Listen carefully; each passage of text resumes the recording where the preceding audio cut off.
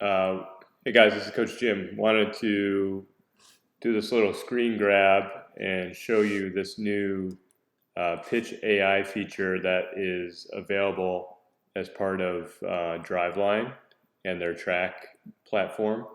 It just launched this past week. It's in beta. However, it's free to sign up for athletes. So there's a process to get signed up. But it's actually really cool. It allows for biomechanical reports just from video from an iPhone, which is pretty astounding. Generally, you would need a motion capture lab, which would cost tens of thousands of dollars to get similar reports of this. So, obviously it's not going to be quite as precise, but it should give you a good idea of what's going on with the biomechanics and where to focus on. I just wanted to give you an overview of what's available to anyone who really invests time into digging into this and some of the insights you might be able to glean from it. So in any case, here's just a sample video of Luke throwing in the backyard here, and you can see, I'll just play this video really quick.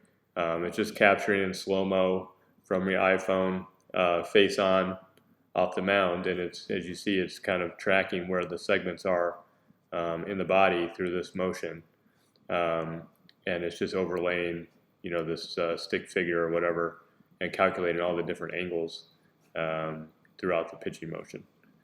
And it's able to capture things like along the bottom here, peak leg kick, that's PK, foot plant, move this here, foot plant where the foot first makes contact with the ground, what's called maximum external rotation of the elbow, you see there, and then right at ball release. So it's measuring all of these different things that are happening, different angles, and it generates not only this video, but then also a very, very detailed report that you see here in the upper left, which has a lot of crazy, funky graphs, and then explanation. So 8 pages of graphs, and then sort of an explanation of each one of these, what you should be looking for. So I'm going to go through a somewhat tedious process of just kind of explaining what's here and what we might be able to glean from this information. It's just to give you kind of an overview of where we're at, and then in this particular pitch, or what we might think about for Luke as a result of looking at these charts. So in any case, so what I have here is basically the report side by side, but I have the appendix that's related to the particular charts here on the right, and then I can reference the actual chart here on the left. So if you ever get into this, you may want to put the basically create 2 versions and put them side by side, so you're not flipping back between page by page. And what I ended up doing, I'll go through it in a second, but I ended up adding some commentary around kind of what they're saying we should look for, and where Luke was in particular, and whether or not that's cause for concern or really good, or something that is not an issue. So we'll go through that here. So this first page, this references pages 2 and 3, and this is the arm angle, kind of where the angles are of the upper body throughout the motion, and they fixed everything between 0 here is foot plant and 100% of ball release. So obviously each pitcher is a little bit different, but they standardize the chart to go from 0 to 100. So that's really kind of what they focus on, is where you're at foot plant, where you're at this maximum external rotation, and where you're at ball release. And they give you a little bit of guide in here in terms of what to look for. So if we go back to elbow flexion, and here on the bottom left, I have some little diagrams. So elbow flexion is basically how bent your arm is. You think of like a 90 degree would be like a goalpost. 0 would be kind of your arm, if you held your arm straight out. What they're saying is greater than 90 degrees at foot plant indicates inside 90. They say if elbow flexion never gets to 90, it could lead to below average scap retraction, as well as early forearm flat, which are issues that we don't want to have. So if we see Luke here in this particular one, at foot plant it's saying it's 80 degrees. That actually looks like it's, you know, pretty close to 90 degrees to me, or even inside 90. And if I look at this green chart, actually page 3 has each of these segments from the previous page one by one. You can see that he's around 80 at foot plant. It gets up to close to 100 throughout the delivery. So no major issues here with elbow flexion. Shoulder external rotation, that is kind of how flat your arm is relative to your shoulder line. You see how your arm really reaches back during the pitching motion. Sometimes it looks a little unnatural, but it's perfectly fine. What they want to see is 180 degrees. So we think of it as kind of relative to the ground, but it's actually relative to the upper arm. And Luke has no issues here. He's near 180 degrees at maximum external rotation. They say anything below 40 at foot plant would indicate arm drag, which isn't an issue, but Luke's at 85 to 90 at foot plant, so no problem there. It says here, note, a lower throwing velocity can reduce maximum shoulder rotation. So shoulder abduction, which is, if you look at this chart and this little graph in the bottom left, is basically the relationship of your elbow, the height of your elbow relative to your shoulder tilt. So if you were sort of in a T position with your arm straight out, that would be 90 degrees. Anything where your elbow is actually higher than the line of your shoulders would be above 90. Anything below that would be, where your elbow is below that would be below 90. So what they say here is they really don't want to see the elbow climb higher than the shoulder line, anything above 100. That can create extra elbow stress and is inefficient. And they really want to see 90 degrees at ball release, and actually pretty stable, close to 90 throughout the entire delivery. So that means basically your elbow is in line with your shoulders, and you're basically tilting to the side to maintain that angle throughout the pitch. So you see in this little graphic here, the guy's torso is tilted to the side. That's called lateral trunk tilt, and then his elbow is in line with that sort of angle. We've got 90-degree angles here. So with Luke, this purple line here, you actually see that he dips down to like 50 degrees at foot plant.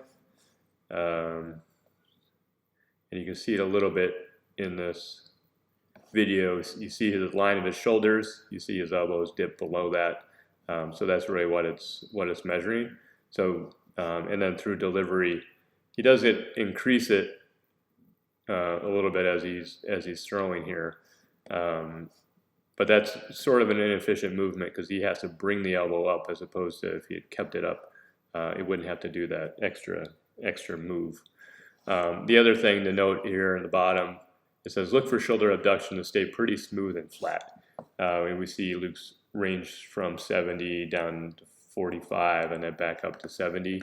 So that's something we want to probably try to maintain a little more stability here.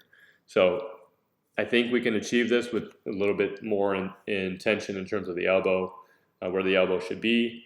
Probably pivot, pick off. You're kind of setting it where it needs to be before throwing and getting that feeling down, and then seeing if it translates. Should be not a major source of concern, but something that we'd want to track and see if we're making progress. Shoulder horizontal abduction. This is what we call the Scap Load. So the graphic here is basically pulling your elbow back like you're pulling a punch, kind of that angle between your arm and your shoulder. They're saying they're looking for a maximum value around 40 with roughly 35 at foot plant.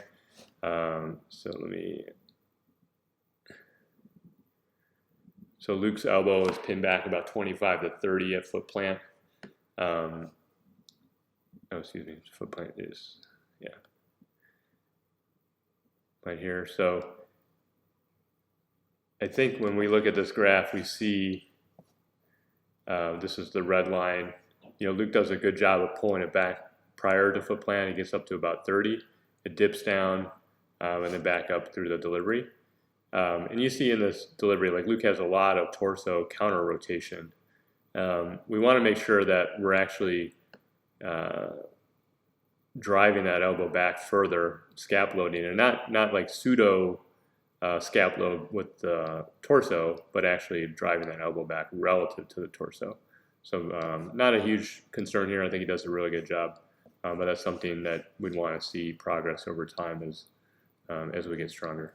So, and the other thing it says here, look for shoulder horizontal abduction to decrease as external rotation increases. And that's basically, as you see this red line decreasing as this blue line is increasing, no issues there. So that's pages 2 and 3. Pages 4 and 5 talk about really kind of how quickly these angles are changing, or the angular velocity, and it's expressed as degrees per second. And so I'll focus on page 5, which has these detail, each line in detail. So elbow extension, angular velocity. So elbow extension is basically this motion where in between, if you look at the video, Luke's arm is bent, and then in the ball release, it's straightening out as it's rotating in. So basically the speed at which your arm, if you say you had your arms in a goalpost position, and I said as quickly as you can, put your arms out, your hands out to the side, like flick them out to the side. So the speed at which you're able to take your arms from a bent position to a straight position essentially is the angular velocity of that elbow flexion. They're saying here 2,000 to 2,250 peak is average. And if I look at Luke's, he peaks right about 1,000. So this is well below the average. However, in the video, I'm not sure if this is something that this platform maybe hasn't quite able to pick up quite quickly. So I'd want to get a few more readings to make sure that this was consistent and accurate for Luke. It does look like he is straightening his arm in the video. So I'm a little surprised to see it as low as it is, but that's something that we'll have to monitor over time. So shoulder internal rotation. This is basically how quickly the hand's kind of driving down and in. You see kind of through here really quickly relative to the shoulder line. And this is really very much correlated to velocity. You think of like your arm speed driving the ball speed. They're saying 3,000 degrees per second is average. Luke peaks at 2,400. I've seen other examples where he's peaking around 4,000. So I think this is not a huge red flag or area of concern for us. Shoulder abduction, angular velocity, how fast your shoulder abducts throughout the throw, no real guidelines there. Shoulder horizontal abduction, angular velocity, how fast your shoulder horizontally abducts through the throw. So the other things they say to look for, so look is really kind of the sequencing of when these things peak.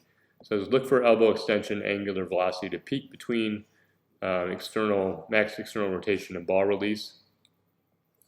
So that would be this green line, and you can see the peak here is happening in between.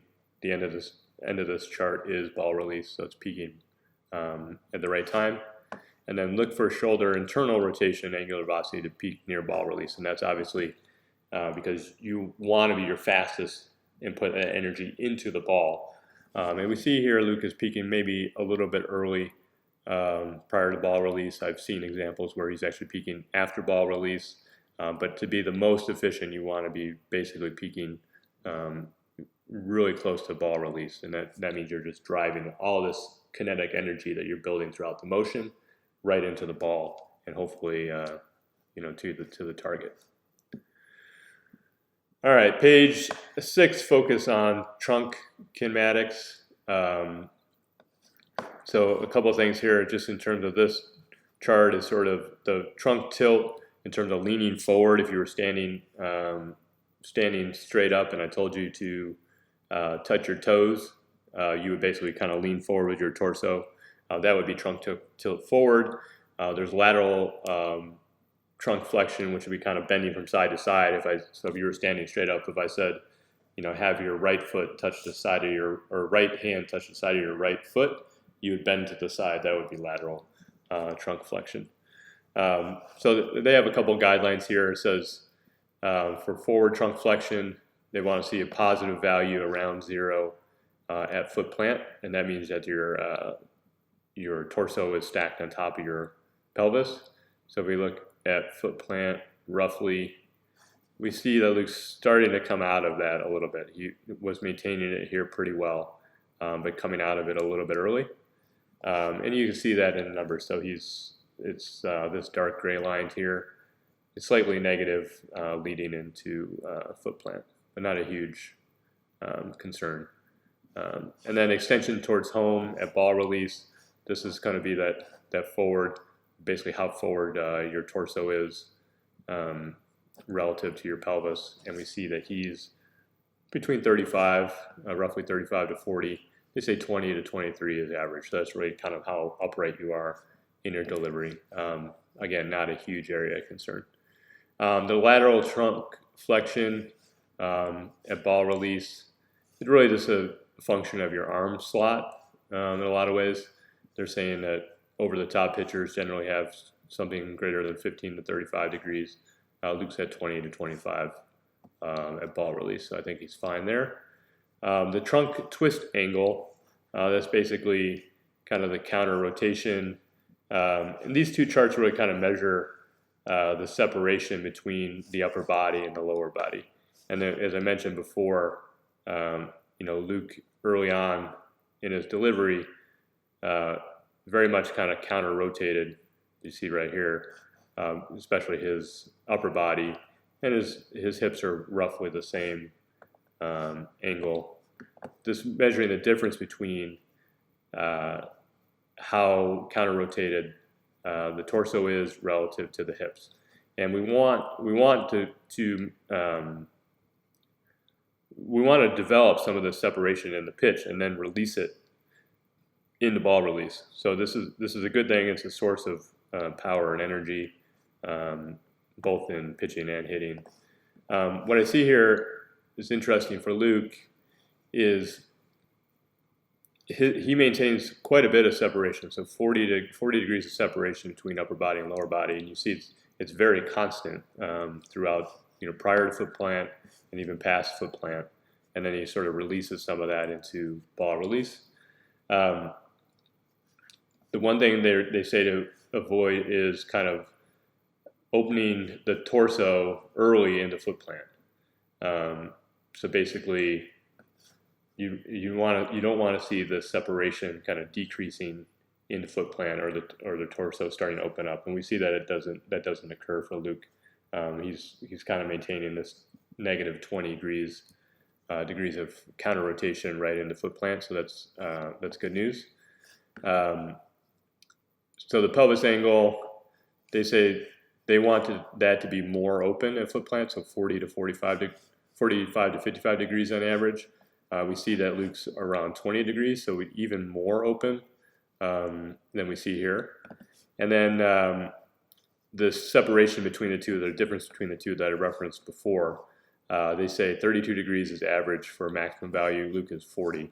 I don't think that's, I actually think that's probably a good thing. More separation is better.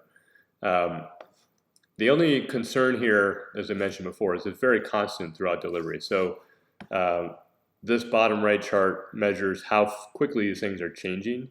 And in this particular pitch, you see essentially that his pelvis and torso are moving at the same speed, at the same rate, at the same time.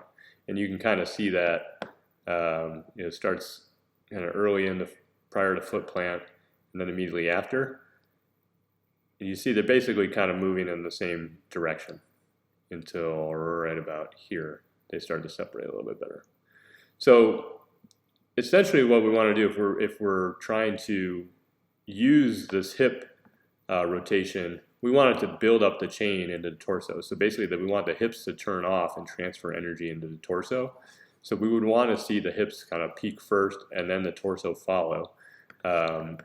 So basically, Luke is able to move his hips rather quickly, but he's essentially moving the torso at the same time. So this is sort of a sequencing issue, something we'd want to work on, probably through like roll and throws, or maybe a modified rocker drill where we're lifting the leg up and then trying to drive that hip while maintaining this torso stack and maintaining that torso back as much as possible.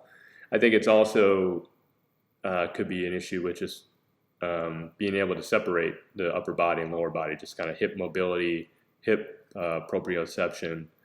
So I think there's just general kind of mobility work that can probably add to this that I would prescribe for Luke and track how we're going.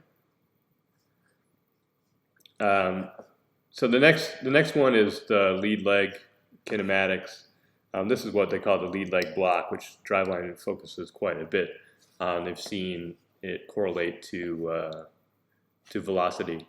So it's essentially this movement. If you look at the graph, basically we want to see the leg straighten out. So what it's measuring here at the top is knee flexion, which is sort of the degree at which your knee is bent. So Luke's about 32 degrees at foot plant. So if he was at a 90-degree angle, that would be right about here. But he's at a 32 degree. And basically, we want to see that get flatter or straighten out as he braces into foot plant, and then it transfers that energy back into the throw. And someone like Kale, who does a really good job of this, you would notice probably much higher levels of this. So they measure how quickly that is changing, that angle is changing, and they want to see greater than 360 degrees as average. So if we look at Luke, he's kind of peaking at 300, so slightly below that number. The other thing which is mentioned on the previous page, I guess incorrectly, but it says look for front knee flexion to constantly decrease after foot plant. So basically, it only, after this foot plant and after the knee braces, that angle only decreases. So basically, you're stopping it and not falling forward again during the throw. So basically, what we see here is, Luke's number, it does straighten, and that's what's causing this number to change.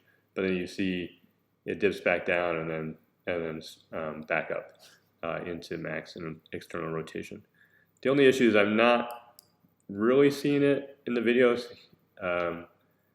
It's maybe a little bit late, but I'm not seeing that knee bend more forward prior to external rotation. Maybe a little bit of a extra brace here. But in any case, that's something we want to work on. I think rocker drills would be a huge help there.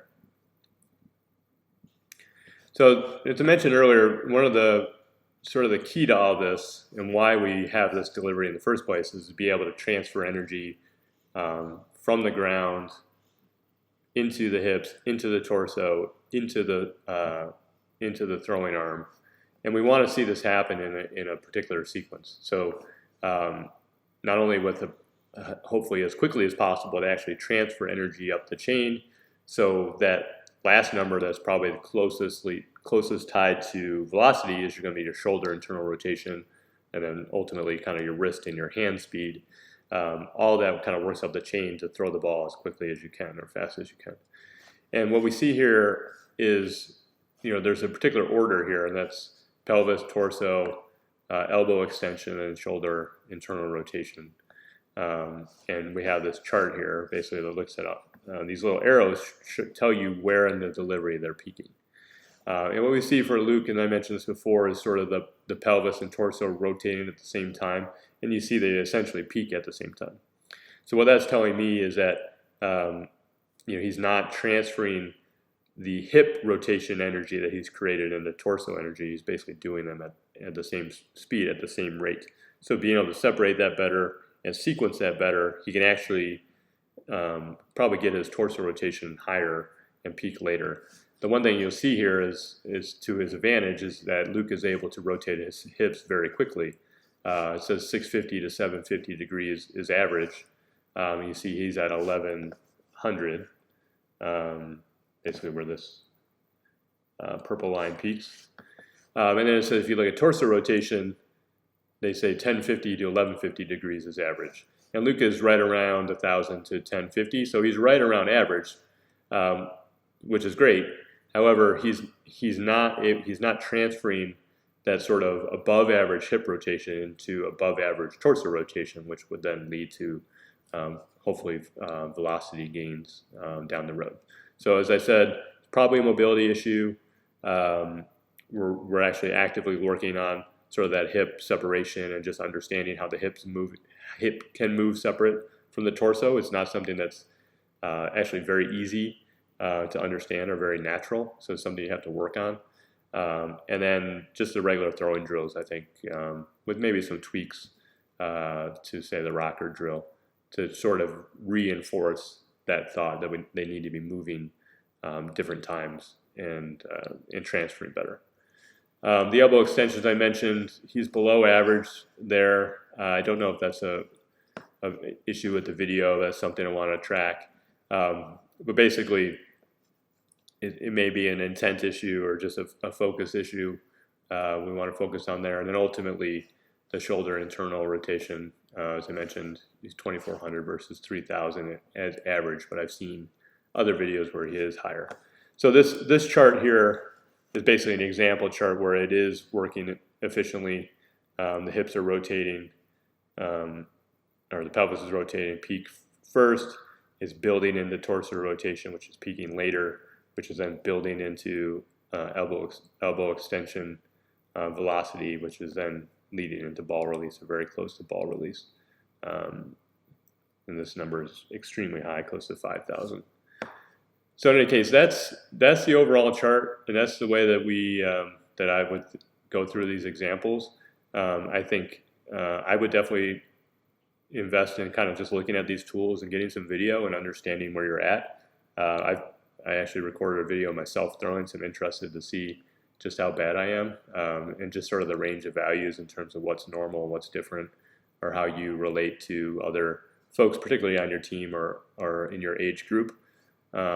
And then in terms of interpretation, just trying to understand, are there any kind of highlights and things you would want to focus on as a result of this? I know it's a lot of numbers, it's a lot of charts, it's a lot of information, but I just wanted to walk through kind of how I'm viewing it and what we could glean from it.